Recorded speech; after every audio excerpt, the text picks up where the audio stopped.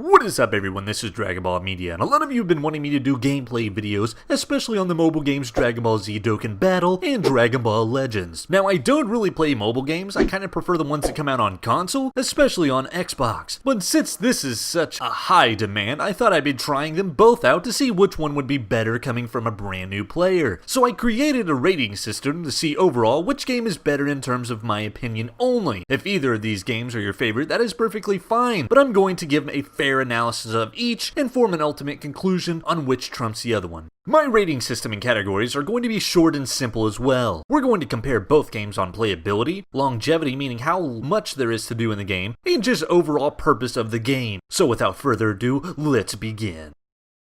Now what can I do for fun? So from the beginning, I really like Dokkan Battle, primarily because it's a PvE or a player versus environment game. There is a co-op option, but I don't really have any friends who play this, so that was kinda, out of the question.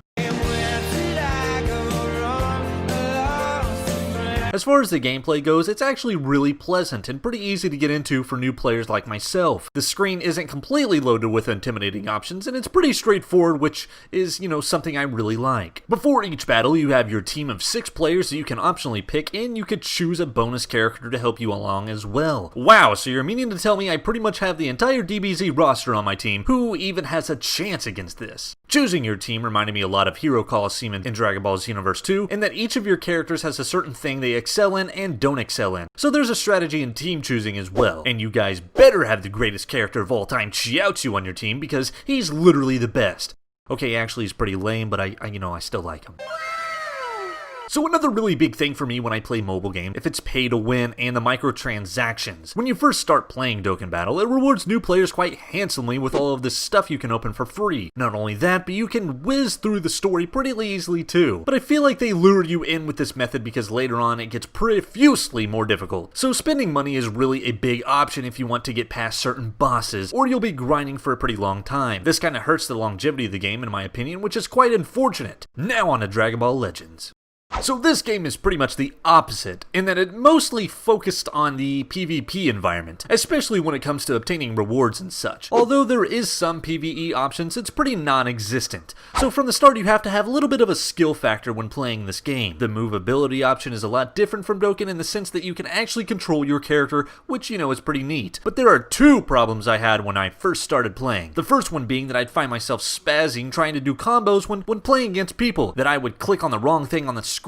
It's not like the screen is just laced with stuff, but it got pretty annoying. Maybe that's just because I'm a noob. And another thing is the lag. Now, me personally, I've not experienced this on my behalf, but I have gotten into matches where the other person clearly has something going on with their internet. I don't know if they were literally playing from the top of a tornado they were recently just sucked into, or they're playing in the middle of a sandy desert of a Middle Eastern country, but man does it suck. I've also read a lot of Reddit forums complaining about this issue, so it's obviously a problem for a lot. I mean, what do you kinda expect though? The game makes you match up against another human player, it's a high-definition 3D gameplay experience, and the game is constantly having to register things because of the, having to click on your combo cards. I mean, it is what it is, but me personally, I've not had a bad experience with this lag, so I guess I really can't consider it. Now let's talk more on choosing teams and if it's a pay-to-win game. Legends has this cool feature called daily missions where you can get GSP tickets, crystals, and much more, so a free-to-play player can excel early and have plenty to do. Maxing out your units so it can have the most potential is key as well, and you can go into adventures to get souls pretty easily. The game also rewards you whether you win a PvP match or not,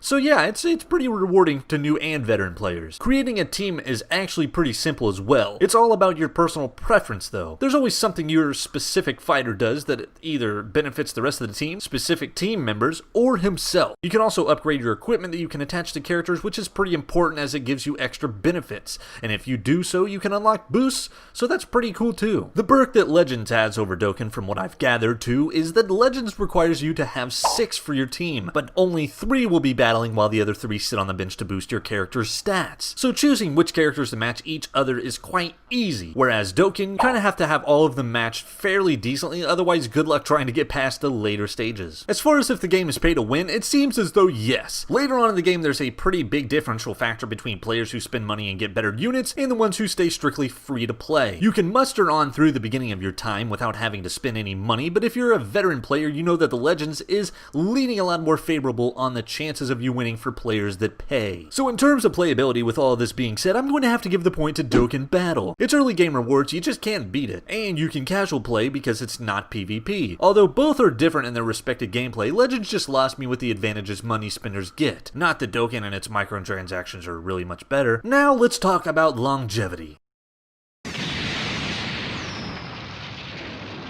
We'll start off on Legends this time. So if you don't really understand longevity, it's essentially how long you can play a game before it falls off because of boredom, or it just runs out of things to do. Seeing as on Legends, it's still fairly new compared to Dokkan, it still has a long time to improve. With its release date coming out in 2018, we still see new updates, features, and add-ons within the game. I mean, it just dropped its Rising Reawaken, which are sparking rarities adult Gohan is featured in, which is a pretty big thing. The Ginyu Force training program just started, and the Majin Buu chocolate exchange has begun as well. All that in the span of just a couple days too, so the game is still very much active as far as content goes. Now going over to Dokkan. It's been out since January of 2015, 5+ years, and it's still keeping an existing audience along with ranking in new players every day.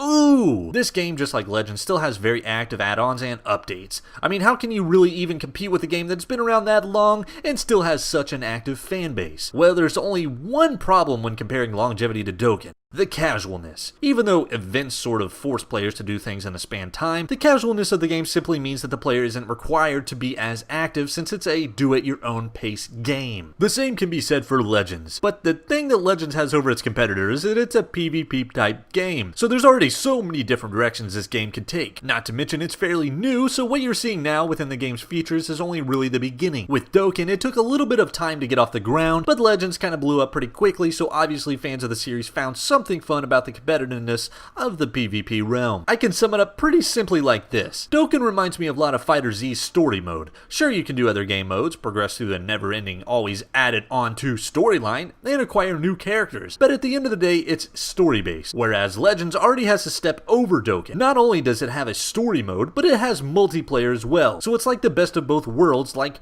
you know, Fighter Z, Xenoverse 2, and so on. Whereas Dokkan is kinda like Dragon Ball Kakarot, which is, you know, still a damn good game, by the way. So I'm going to have to give the point to Legends. The longevity and potential this game has, with it being casual and multiplayer, is endless. That's not saying Dokkan won't still be popular in 5 years, but Legends just has the upper hand on a lot more at the moment. Now onto the tie-breaking topic, and the last being the purpose of the game.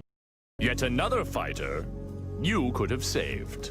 So far, what you've gathered from playing either of these games, or just watching the video, is you can conclude that Legends' purpose is competitiveness, skillfulness, and player versus player gameplay, whereas Dokkan's purpose seems to be casualness, any skill allowed, and strategy. But who does it better? Well, Legends PvP is still very strategic. Not only do you have to build just the right team for your characters to have a fighting chance, but you're going up against another player who's trying to do the same exact thing, so the outcome is always different. Whereas Dokkan does a great job in allowing players with any skill to progress and learn along the way on how to use said strategy. So this is a pretty tough one considering both games are different and are going in completely opposite directions. One could easily say that Dokkan, just because its purpose is stress-free fun, I mean it does get pretty stressful later on when you're fighting, you know, tough CPU, but you don't have to worry about other players overpowering you because their build is so much better. If you're stuck on a boss in Dokkan, there's always ways to strategically build with a trial and error system to eventually overcome said boss. And you could also say Legends just because it forces you to be strategic. Going up against random players means not only do you have to be good at PvP,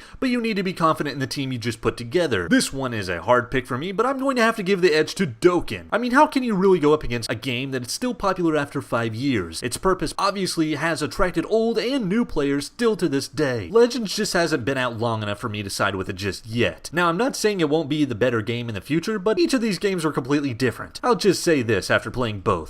If you're a casual player, then definitely play Dokkan, but if you're a competitive player, then definitely play Legends. Did you agree with my selections? If so, feel free to let me know in the comment section below. After all, I am fairly new to both of these games, and a lot of my opinions came from me playing them and what a fan majority had to say about each. So really, it's best to play and get a feel for what you like. Don't let anybody's opinion sway you in any direction. Just give each of them a chance if you have free time and if you're a pretty big Dragon Ball fan. I can say that I'll continue to play both because they're both really good games. And that's all I have time for today, guys. If you enjoyed the video, please leave a thumbs up and subscribe. Be sure to follow me on Instagram as I do story posts and daily posts every single day. Without further ado, this was Dragon Ball Media, and I'll see you in the next one.